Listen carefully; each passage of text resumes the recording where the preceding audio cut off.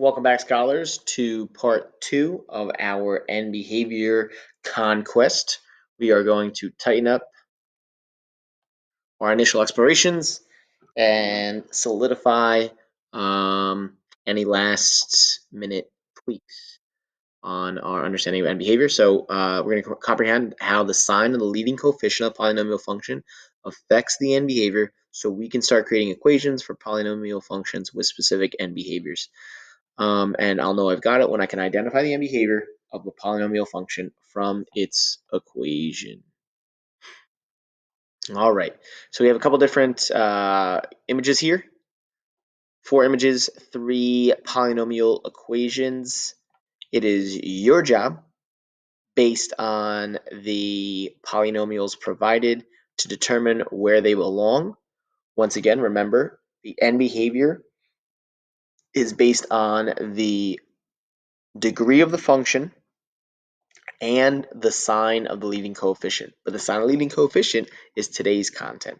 So hone in on what the degree is in each of these polynomials based on the exit ticket, or the entrance ticket, I should say. Some of you are confusing degree. Degree is not the first term.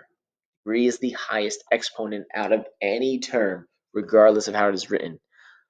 So keep that in mind in matching up your graphs to the polynomial equations provided. For the graph without a matching equation, write down what must be true about that polynomial equation. Which graphs must match even degree polynomials? What about odd degree? How do you know? At this point, you'll have 2 slides to construct equations for polynomials with the following properties. They must have an even degree, at least 2 terms. And then our final criteria is end behavior written out in a text description. So as the inputs get larger and larger in either the negative or positive direction, the outputs get larger and larger in the negative direction. The great thing about this is whatever you type, you'll be able to have a visual representation. So, oops, it has at least 2 terms. Let me do that. And it has an even degree. Mine clearly does not have an even degree. If you are watching this video, you should know that that polynomial has a, pause at this point, think, unpause, degree of 1. So once again, you'll be able to identify or at least get a visual representation of what your thoughts are looking at. So that's the great part about technology. You have an opportunity for multiple attempts instantaneously. All right, here in this beautifully graphed polynomial,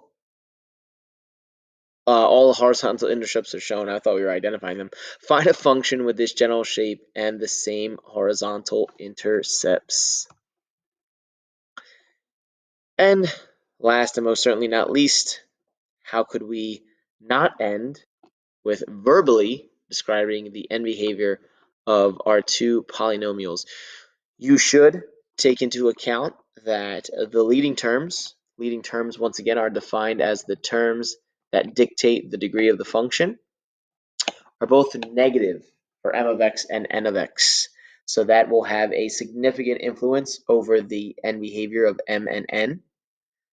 Now, for x values that are greater than 0, which function has greater values, aka greater output values, m of x or n of x? And once you make your selection, please make sure to explain your thinking. And that's where we will take a 30-second timeout and pick it up together in class.